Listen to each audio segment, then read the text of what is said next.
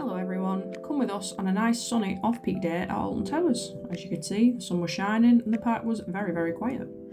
Now, the monorail and sky rides are still closed, with no real reasoning from Towers as to when this will open or what the issue actually is.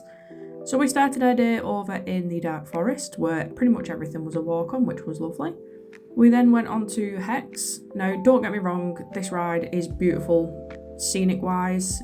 We only went on it because Katie's never been on it before, but for me it is lacking since it has reopened, and for someone with motion sickness like me, it isn't the ideal ride, so I usually avoid it. So we walked over to X Sector. Now, my favourite ride was closed, which is absolutely devastating because Oblivion is arguably one of the best in the park. So we decided to do Smiler. Now, I don't want anyone's opinions here, but it really is not my favourite ride. It's too rough for a ride of its age. It's only 13 years old and it should not have what feels like pits in the track. But the queue was pretty much empty and it's Katie's favourite ride, as you can see her there walking with her little mini mouse bag. So yeah, we did the mile walk through the cages. There was pretty much nobody in the station. So we went straight up and there we go. Off they go and we're next. There it is from its nice sunny angle. But yeah, I got off that and I felt like death, so quick drink break. And we walked our way over to Spinball Wizard, which again was another walk on. But this ride is so nostalgic to me. It has always been our go-to first ride in the park. We decided to go a different way. Go on, Katie, with her bat wings. So yeah, we thought we'd go over to Wickerman and give that a ride, but at 40 minutes, I'm just not willing to do that on an off-peak day.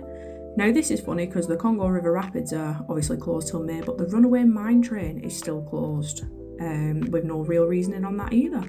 But as it was after 2 p.m, we decided to have a bit of pizza and pasta and catch up on the NXL. Steve Main got there, streaming it for us so we can catch up. So we went over to Forbidden Valley, which was very quiet, and we decided to do Subterra, which is a ride I have not done for years. So we went on that, and honestly, it is really lacking without the live actors. So here we go, on to Nemesis next. Nice little 10-minute. That queue line really makes your calves burn, doesn't it? It just doesn't feel necessary to be that high.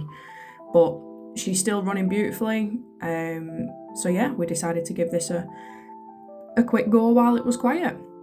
There she is, waddling with her little Minnie Mouse bag. Off you go, Katie. So, oh, she had a stone in her shoe. Not very happy. But Toxicator was running fine. Not a ride that I will go on, but I promised Katie I'd do it next week, so stay tuned for that. Went into the bunker to buy a new refill cup because I left mine in pizza and pasta, and point blank refused to walk back for it because, yes, I'm lazy and my Crocs were hurting my feet. So we decided to do Galactica for the last ride of the day. Now, this is my favourite in the park. It's such a beautiful, elegant ride, but here I am, rolling my eyes, because the queue line was a lot longer than stated and the staff were somewhat rude. Now, for a ride that can run both stations and 4 cars, it had 1 station open and 1 car running. We waited nearly 50 minutes for, oh, look at her. Beautiful. Yeah, we waited nearly 50 minutes for this ride, which I was not happy with, but it's a ride you've got to do if you're exiting the Galactica gates to the car park. So we did our time. We waited. So after that, we went back to the car, and it was a lovely day. Thank you very much for watching. Bye.